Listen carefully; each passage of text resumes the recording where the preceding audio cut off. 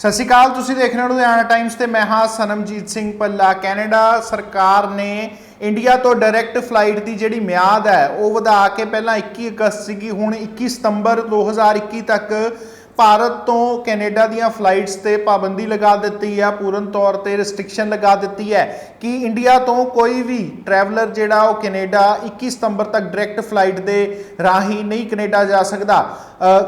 दस दईए कि पंजाब दे विच बहुत सारे लोग ने जिहड़े अपने बच्चे ने स्टूडेंट वीज़ा ते अपना वीज़ा लगा के बैठे हुए ने ते इंतज़ार कर रहे हैं कि कदों कैनेडा ट्रैवल रिस्ट्रिक्शन खोले तो वह बाहर जाण। दस दईए कि सिर्फ पंजाब दे विच नहीं, भारत दे विच अजिहे होर भी लोग ने जिन्हां ने अपनियां फाइलां जिन्हां दी अंबैसी दे विच लगियां होईयां ने। कल ही एक रिपोर्ट च आंकड़ा सामने आया 3 लाख तो वध जिहड़ियां फाइलां दा बैकलॉग जिहड़ा कैनेडा दी अंबैसी दे विच रुकिया होया, जिस करके बहुत ज़्यादा रिफ्यूजल की दर जिहड़ी है वह कैनेडा दे वल्लों वधी हुई है।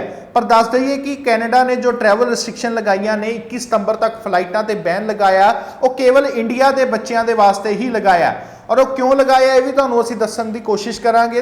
पर जदों भी असीं कैनेडा सरकार की वैबसाइट खोलते हैं तो उत्थे न्यूज़ सैक्शन दे विच लिखिया आ रहा है कि कैनेडा ने ट्रैवल रिस्ट्रिक्शन जिहड़ी है फ्लाइट्स जिहड़ियां ने इंडिया तो वो 21 सितंबर तक बंद कर दित्तियां ने। जिहड़ियां ट्रैवल रिस्ट्रिक्शन ने 21 सितंबर तक बैन कर दित्तियां ने, एक्सटेंड कर दित्ती है। पर जदों असीं उस न्यूज़ नूं सारी पढ़ते हैं तो उस दे विच लिखिया हुंदा, नाल नाल तुहानूं असीं स्क्रीन ते भी दिखाउण की कोशिश कर रहे हैं कि जिहड़ा इंडिया का बच्चा वो थर्ड कंट्री के राही इनडायरैक्ट रूट के राही वो कैनेडा दे विच एंटर कर सकता है। पर उन्होंने इंडिया की कोविड नैगेटिव रिपोर्ट नहीं, किसी होर कंट्री की नैगेटिव रिपोर्ट होनी चाहिए है। जेकर उसके कोल इंडिया की नैगेटिव रिपोर्ट होगी तो वह कैनेडा नहीं एंटर कर सकता। पर किसी तीजी कंट्री के जोड़े रूट के राही वो कैनेडा दे विच एंटर कर रहा तो अगर जेकर तीजे कंट्री की उसके कोल कोविड नैगेटिव की रिपोर्ट है तो वह कैनेडा दे विच एंटर कर सकता है। पर इत्थे सवाल खड़ा होंदा है कि इंडिया की कोविड नैगेटिव रिपोर्ट नूं कैनेडा मानता क्यों नहीं, क्यों तीजी कंट्री की कोविड नैगेटिव रिपोर्ट नूं मन के ही वो कैनेडा दे विच एंट्री दे रहा है। दस दईए कि जदों इस बारे असीं कई कंसलटेंट्स नाल भी गलबात कीती तां कईयां दा तर्क सीगा कि इंडिया दे विचों कई बच्चे अजिहे ने जिहड़ियां कोविड नैगेटिव दियां जाली रिपोर्ट्स बना के लैके जा रहे सीगे। कई बच्चों दियां रिपोर्टां उत्थे कैनेडा अंबैसी के जिहड़े ऑफिसर्स हुंदे ने एयरपोर्ट ते उत्थे फड़ियां भी गईयां, जिस करके बच्चों नूं वापस भेजा गया। इंडिया ते कैनेडा के अफसरां नूं भरोसा नहीं है कि जिहड़ी कोविड नैगेटिव रिपोर्ट इंडिया तो बन के आउंदी है कि वो वाकई ही सच्ची है या नहीं। कंसलटेंट्स का यह तर्क सीगा कि इंडिया के जोड़े भी लोग कई जा रहे हैं वो कोविड नैगेटिव की रिपोर्ट अपनिया जाली बनवा के लैके जा रहे हैं, क्योंकि कोविड टैसट कराने तो कई लोग जोड़े ने हजे भी डर रहे हैं। जिस करके कैनेडा सरकार को भी इस सब की जानकारी मिली सी ते उन्होंने इंडिया तो डायरैक्ट फ्लाइट्स जिहड़ियां ने पूर्ण तौर पर बंद कर दित्तियां ने।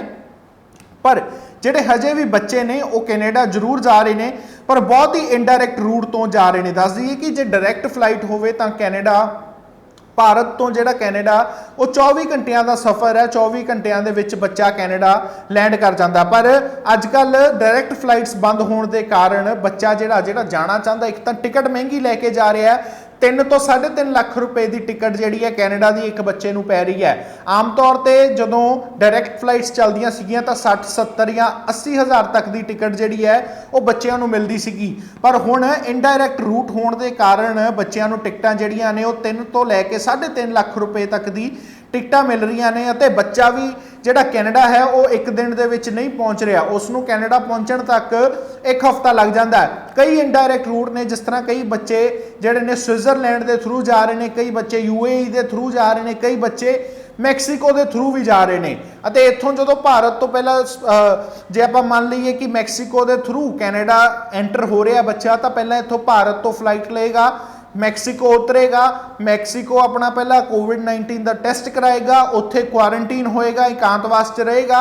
उस तो बाद अपनी वो मैक्सीको तो कोविड-19 की रिपोर्ट लैके कैनेडा दे विच दाखल होएगा। अते मैक्सीको की जिहड़ी रिपोर्ट है वो भी मन्नी जाएगी कैनेडा के कस्टम ऑफिसर्स के वल्लों, जिहड़े भी अंबैसी के उत्थे ऑफिसर्स खड़े होंदे ने। पर जेकर बच्चा सीधा इंडिया तो जा रहा है कोविड नैगेटिव रिपोर्ट लैके, चाहे इनडायरैक्ट रूट के थ्रू ही इंडिया की एक नैगेटिव रिपोर्ट लैके जा रहा, तो उसनूं मन्निया नहीं जाएगा।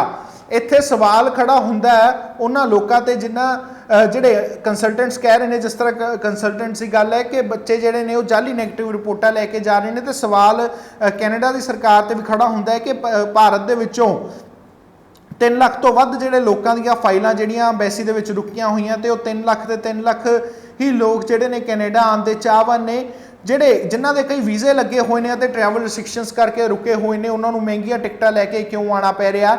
ਇਸ ਦੇ ਵਿੱਚ ਬਹੁਤ ਸੋਚਣ ਵਾਲੀ ਗੱਲ ਹੈ, ਤੇ ਲੋਕਾਂ ਨੂੰ ਵੀ ਸੋਚਣ ਵਾਲੀ ਗੱਲ ਹੈ ਕਿ ਅਜਿਹੇ ਕੰਮ ਉਹ ਨਾ ਕਰਨ ਜਿਸ ਦੇ ਕਰਕੇ ਬਾਕੀਆਂ ਨੂੰ ਵੀ ਕੋਈ ਦਿੱਕਤ ਹੋਵੇ। ਤਾਂ ਵਧੇਰੇ ਅਪਡੇਟਸ ਸੀ ਸਾਡੇ ਨਾਲ ਜੁੜੇ ਰਹੋ। ਕੈਮਰਾਮੈਨ ਦੀਪਕ ਖੀਵਾ ਦੇ ਨਾਲ ਸਰਮਜੀਤ ਸਿੰਘ ਭੱਲਾ, ਲੁਧਿਆਣਾ।